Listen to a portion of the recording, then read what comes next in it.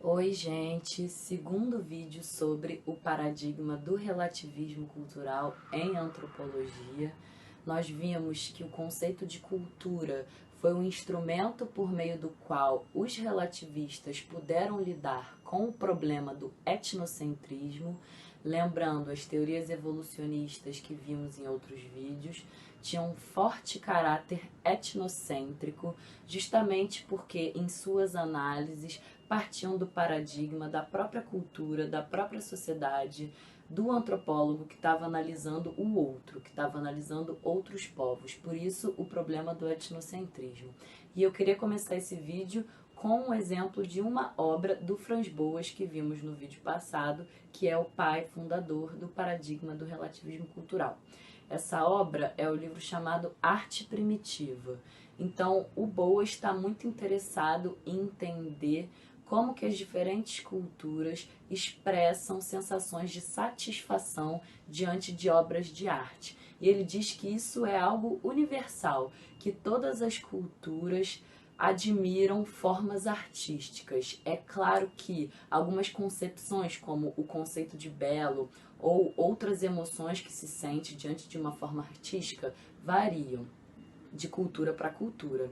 E acho que uma coisa importante que ele diz é que as formas artísticas e os sentimentos relacionados a essas formas artísticas estão diretamente associados às formas técnicas de produção de obras de arte, né? Então, as diferentes indústrias. Isso vai ficar mais claro quando a gente olhar os exemplos do livro. Como assim formas artísticas têm relação com indústrias, com formas técnicas? Colocando essas imagens aí para a gente entender. Primeiro, nesse livro, o Boas analisa um pouco a técnica da cesteria, ou seja, produção de cestos, dos indígenas da região da Califórnia.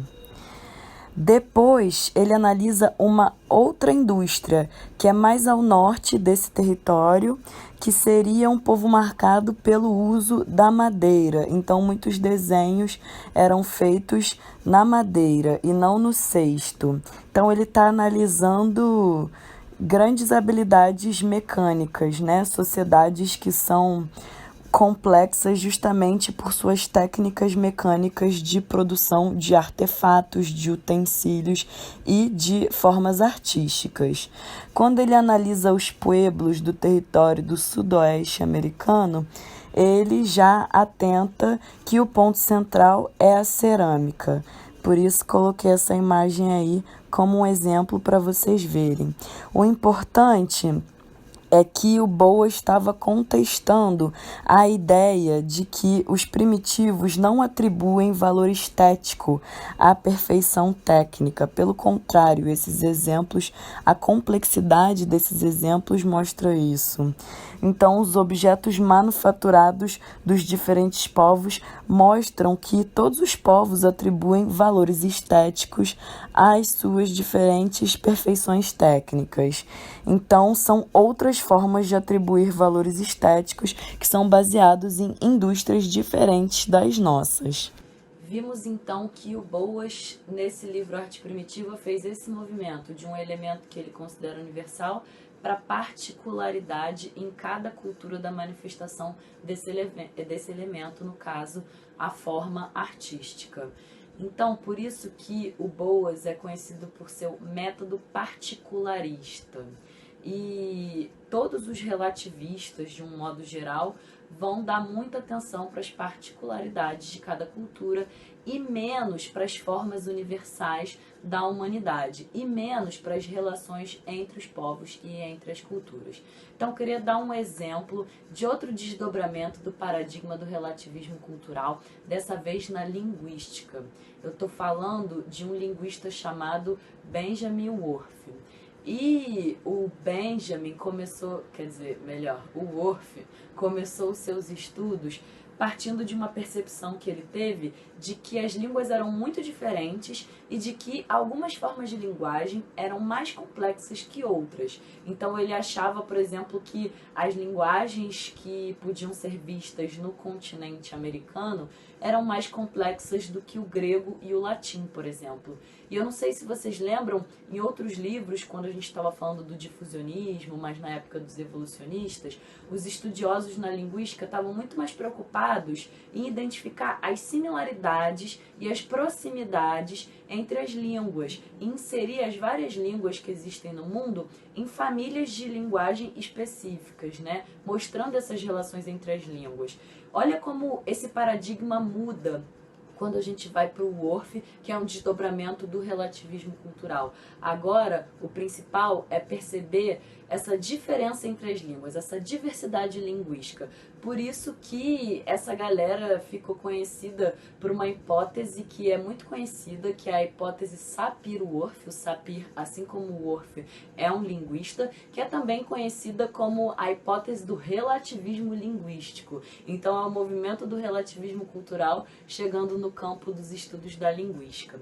E essa hipótese Sapir-Whorf, que foi muito conhecida nos anos 30 e influenciou bastante os estudos no campo da linguística, ela dizia que as línguas são portas de entrada para mentalidades específicas. Então, ela chama atenção para a relação entre formas de mentalidade e formas de linguagem.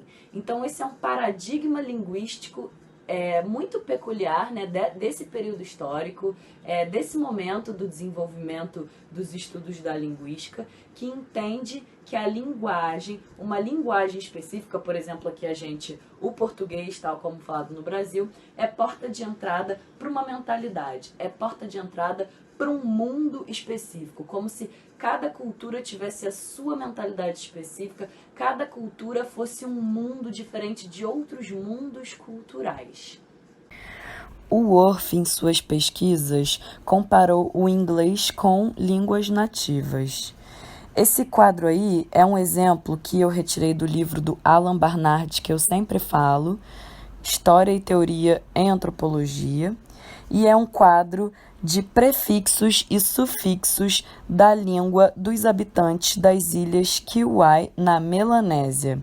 Então, a gente vê aí a relação entre os sufixos e os prefixos dessa língua e o significado desses radicais, né?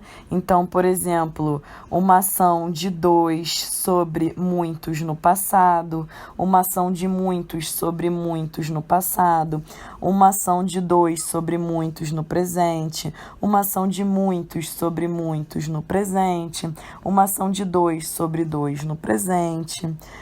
Uma ação similar, só que no passado, uma ação de muitos sobre dois no passado, uma ação de muitos sobre três no presente, uma ação similar no passado e uma ação de 3 sobre 2 no presente, e etc, né? Então, o que ilustra esse quadro é que essa linguagem tem vários sufixos e prefixos diferentes para denotar todas essas traduções que eu fiz aqui para vocês desse quadro. Então, o Whorf comparou essas línguas e um ponto muito importante que ele conclui é que o pensamento reflete categorias linguísticas pré-existentes. As pessoas pensam diferente porque pensam através dessas categorias de linguagem, que são diferentes, por sua vez, de cultura para cultura. Então, ele está chamando a atenção para a relação entre linguagem e cultura.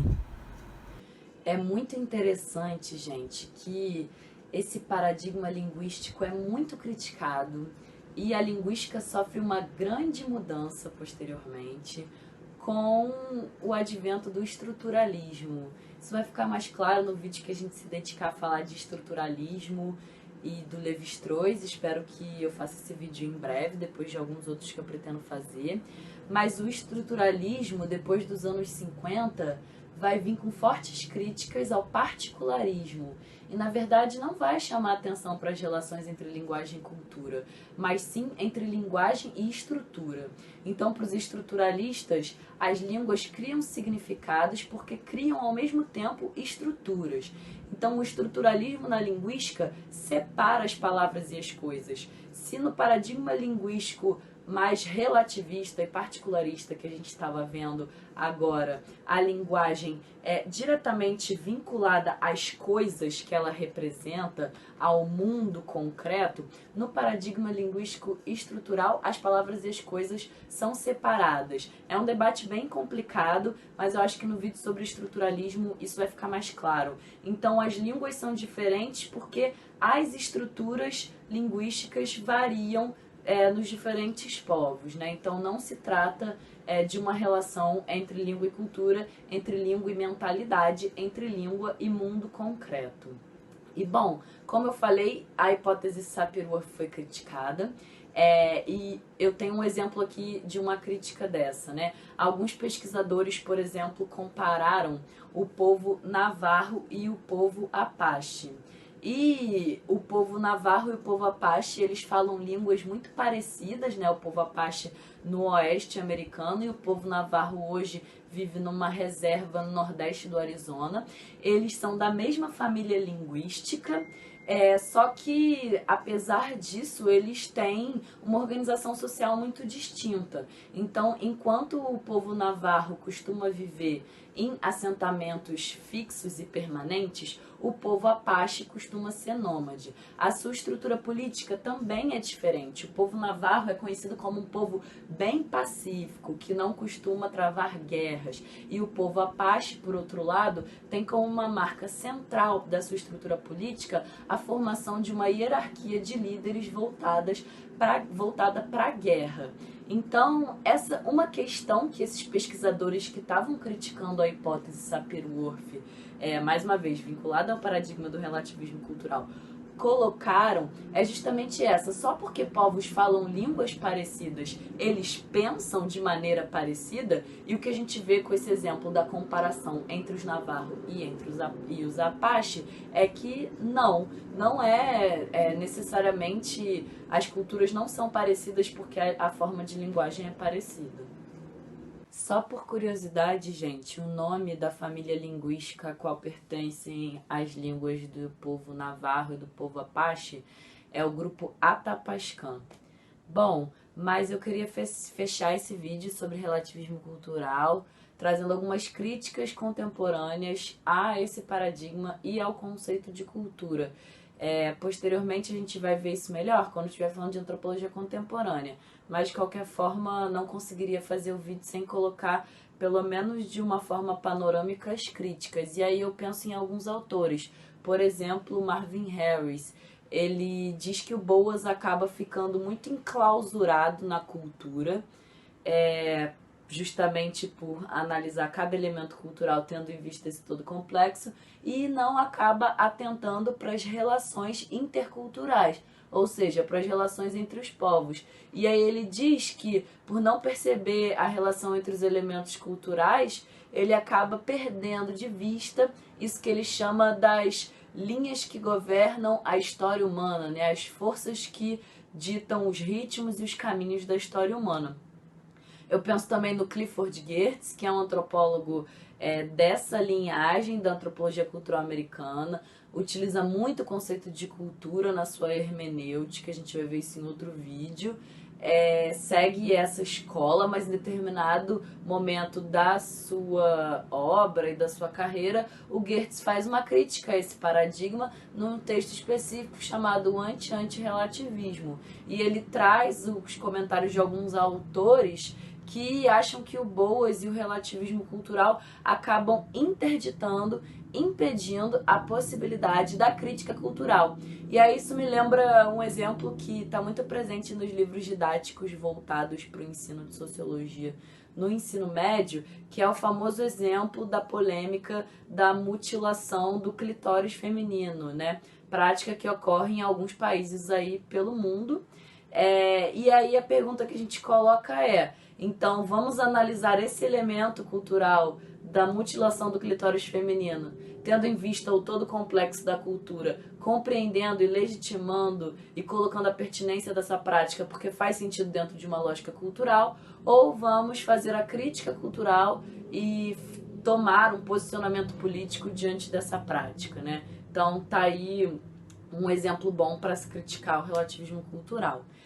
O Goethe também fala que o relativismo cultural não conseguiu se livrar da lógica cartesiana do pensamento ocidental, ou seja, da raiz que o pensamento ocidental tem na obra do filósofo Descartes, né? Isso me lembra um comentário da Donna Haraway num texto sobre ciência e perspectiva feminista, em que ela diz que o relativismo é uma outra face do totalitarismo, porque justamente a variação cultural, a diversidade cultural, ela deriva de uma natureza humana única. Então as culturas seriam manifestações variadas disso que é uno e essencial, que seria a natureza humana. Então mostrando aí o caráter essencialista desse paradigma do relativismo cultural. Então, em geral, as críticas vão no sentido de que o relativismo cultural não consegue se livrar das concepções do pensamento ocidental. E mais uma autora que eu penso é a Laila Bulugod, que também está na tradição da antropologia cultural americana. Ela é uma antropóloga muito famosa e ela faz a crítica ao conceito de cultura num texto Escrever contra a Cultura, escrevendo contra a cultura, algo assim. E essa ideia tem a ver com o fato de que o conceito de cultura acaba homogeneizando um povo, né? Não atentando para a complexidade das relações sociais entre sujeitos complexos, relações sociais que são marcadas, por exemplo, pelas variáveis da classe, da etnia, do gênero e outros marcadores sociais da diferença que se manifestam no corpo, que se manifestam nos sujeitos. Então, cultura acabaria simplificando e homogeneizando, na verdade, relações sociais que são mais complexas do que isso. Então, no geral, as críticas vão nesse sentido ao conceito de cultura e ao paradigma do relativismo. Bom, é isso, galera. Esse foi o segundo vídeo sobre relativismo cultural e até a próxima.